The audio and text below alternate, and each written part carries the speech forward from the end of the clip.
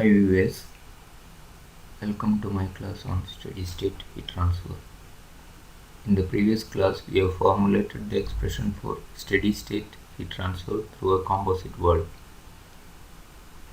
In this class, I will introduce the concept of contact resistance between layers of the wall, and later on we will work out one or two numerical examples involving steady state heat conduction through a composite layer with contact resistance involved.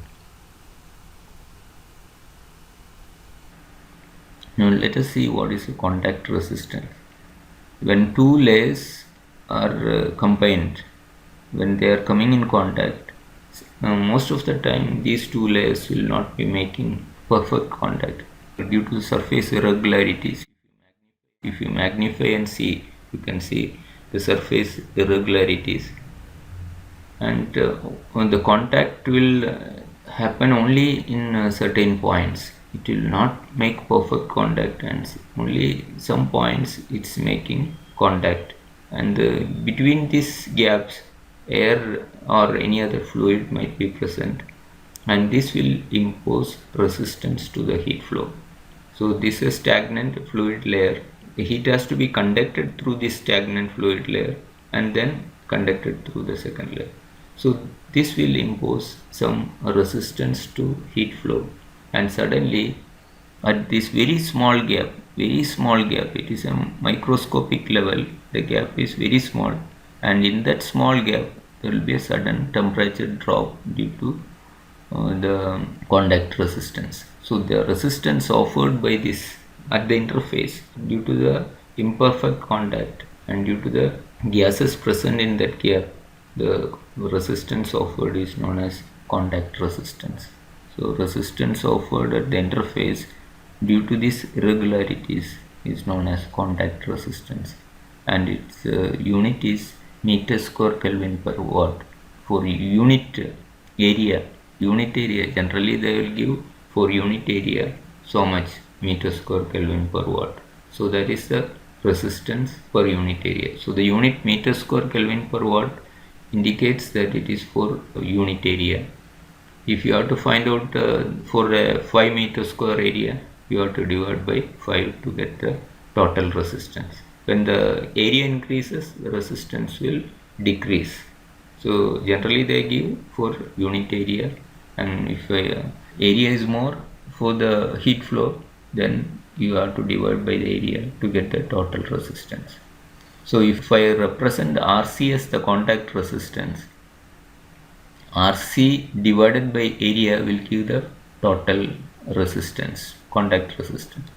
RC is the contact resistance per unit area. That divided by area will give the total resistance to the heat flow. Now as a result of this resistance, temperature will suddenly drop at this interface. So suppose the temperature, if you take here T1, here generally at the interface we will take it as T2, only one temperature we will take. Now let us take it as T2 dash and T2 double dash, that is two temperatures we will take. So I will represent it generally by T2, but T2 dash and T2 double dash. So there is a drop in temperature. So temperature will go like this. T1, it drops in the as it conduct through the first layer, and so you get T2 dash, and then it drops to T2 double dash, and then to T3. And if a convection is involved, that also will offer resistance in the heat flow path. So if a contact resistance is given between any two layers, then to find out the total contact resistance, that resistance given per unit area divided by area will give the resistance for the heat flow. So you should add this resistance to the total resistance. So RC, if RC is the contact resistance, RC by A should be added with the total resistance. Now in this case, if convection is involved, here convection resistance will be there on inside and outside. So let us take that convection resistance, conduction resistance, contact resistance, and again conduction resistance, and convection resistance outside. Now how many resistance are involved? 1, 2, 3, 4, 5. So these contact resistance also I convert. So the temperature difference, fluid inside fluid temperature minus outside fluid temperature divided by these 5 summation of all these 5 resistances will give the heat transfer. So Q you can find out as Ti minus T naught divided by 1 by HIA plus L1 by AK1. This is convection resistance and it's a first layer conduction resistance. Now contact resistance has come between these two layers plus resistance of the second layer plus outside convection resistance. So that will give the rate of heat transfer. So you can represent the thermal circuit for that Ti and T naught inside and outside temperatures, all the resistance. Only thing is that there is another resistance has come in between, that is Rc by A, contact resistance. So the temperature and that interface, it's T2 dash and T2 double dash. Okay, otherwise it's all same, only contact resistance has to be added in the heat flow path. Now let us work out an example problem using this contact resistance. A wall of a furnace is made up of inside layer of silica brick 120 mm thick covered with a layer of magnesite brick 240 mm thick. The temperature at the inside surface of silica brick wall and outside surface of magnesite brick wall are 725 degrees centigrade and 110 degrees centigrade respectively. The contact thermal resistance between the two walls at the interface is 0.0035 degrees centigrade per watt per unit wall area. If thermal conductivities of silica and magnesite bricks are 1.7 watts per meter degree centigrade and 5.8 watts per meter degree centigrade, calculate the rate of heat loss per unit area of wall and the temperature drop at the interface. So you are having two layers. One is silica brick which is 120 mm thick and another one is magnesite brick 240 mm thick. Now the inside surface of the silica brick is 725 degrees centigrade and outside surface of magnesite brick is 110 degrees centigrade. The contact resistance in between is 0.0035 degrees centigrade per watt per unit area of the wall, per unit wall area. So this is for unit area, so much is the resistance. You can say Rc is 0.0035 meter square degree centigrade per watt. Instead of specifying it's for unit area, this is a total resistance for unit area.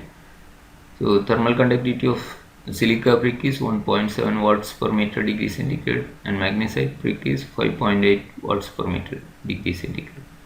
You have to calculate the rate of heat loss and temperature drop at the interface. So the data given is inside and outside temperatures 725 and 110 degrees centigrade.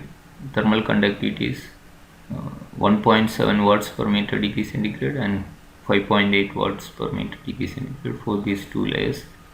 Contact resistance in between with this layer, there is a contact resistance 0.0035 degree centigrade per wall per unit area of the wall. Or instead of writing this per unit area specifically, you can write the unit as 0.0035 meter square degree centigrade per watt or meter square Kelvin per watt. It's all same. It's a difference in temperature. So it's degree centigrade or Kelvin you can express. All this you can express in Kelvin also. So the thickness of the layer is 120 mm, it is 0.12 meter, and the second layer it's 240 mm, 0.24 meter.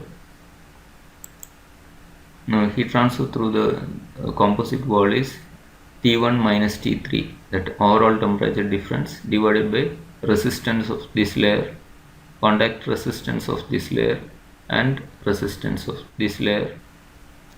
So temperature difference is 725 minus 110 divided by resistance of first layer is thickness 0.12 meter divided by area is 1 and K is 1.7. Area is taken as unit because area is not given. For unit area of cross section you should find out. So area is 1, thermal conductivity of first layer is 1.7 watts per meter degree centigrade. Now RC is 0.0035 divided by 1, or you can just substitute 0.0035 because you are taking it for unit area, plus 0.24, that is the thickness of this layer, divided by area is 1 and thermal conductivity is 5.8. that will give the heat transfer. So Q will get as 5326.172 watts. This is the rate at which the heat is flowing through this. And next you have to find out this temperature drop. So generally if you have no contact resistance, there will not be a discontinuity like this. There will not be any sudden temperature drop. So it will not be in same straight line, the temperature. This is a temperature drop in the first layer, and there is a sudden drop in temperature at the interface, and then temperature drop in the second layer. The rate at which the temperature is dropping in the second layer and this rate will be different. The slopes are different because the thermal conductivities are different, so slopes will be different. Resistance are different, slopes will be different. Now you can express the same heat transfer in terms of this interface temperature. So T1 minus T2 dash divided by resistance, and that is L1 by AK1, and you can get T2 dash from this. So all now heat transfer is known. You can find out T2 dash by rearranging this. T2 dash is equal to T1 minus Q into L1 by AK1. So you can rearrange like this. T1 is 725, Q you already obtained, and into L1 by AK1. Substitute that, you will get the temperature as 349.035 degrees centigrade. You can also write the heat transfer as T2 dash minus T2 double dash divided by contact resistance. This drop is occurring due to contact resistance. So T2 dash minus T2 double dash divided by contact resistance also will give the same heat transfer. So Q is T2 dash minus T2 double dash divided by RC by A. Rearranging, we will get T2 double dash is equal to T2 dash minus Q into RC by A. So T2 double dash is already T2 dash is known, 349.035 minus Q is known, and RC is 0.0035. So it will work out to 330.393 degrees centigrade. There is a drop of 18.642 degrees centigrade. T2 dash to T2 double dash, from 349.035 degrees centigrade to 330.393 degrees centigrade. Temperature is dropping only at the interface. So temperature drop at the interface is this T2 dash minus T2 double dash. Thank you for watching.